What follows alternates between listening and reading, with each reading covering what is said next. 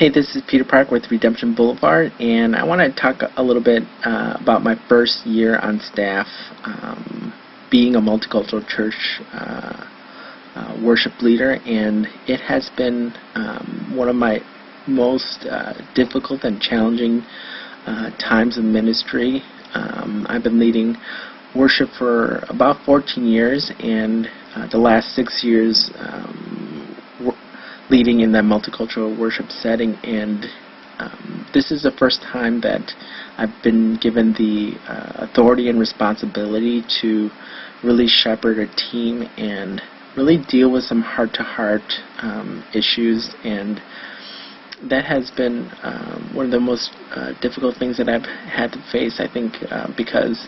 I've had to put a lot of the things that I've known about building relationships and teams into place, and part of that includes getting past some of those superficial type conversations that we have, and so I've had a lot of one-to-one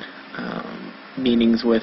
the people on the worship team, and also in one sense a lot of group settings where we work through some issues and some very difficult things that people are going through, and these are things that as you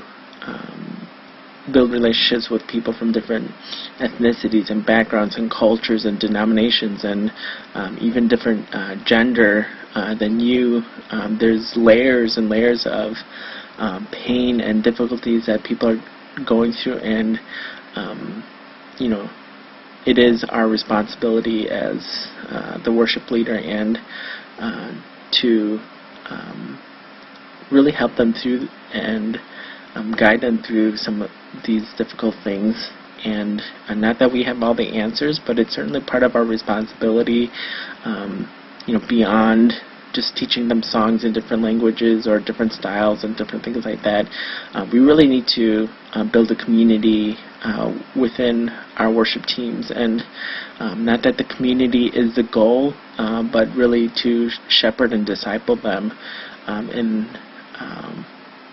in how specific ways that God may be leading you to shepherd and disciple them. But it is important, and that has been some of the things that I've stayed awake late about and prayed about, and all the more leaned on other prayer warriors and more experienced worship leaders than me and my pastor about. And it's important to keep those lines of communication open as you're dealing with some of those challenges that come with multicultural church and multicultural worship ministry. And so if anything, I want to encourage you that I'm going through some very difficult things this past year as I help lead our team in multicultural worship,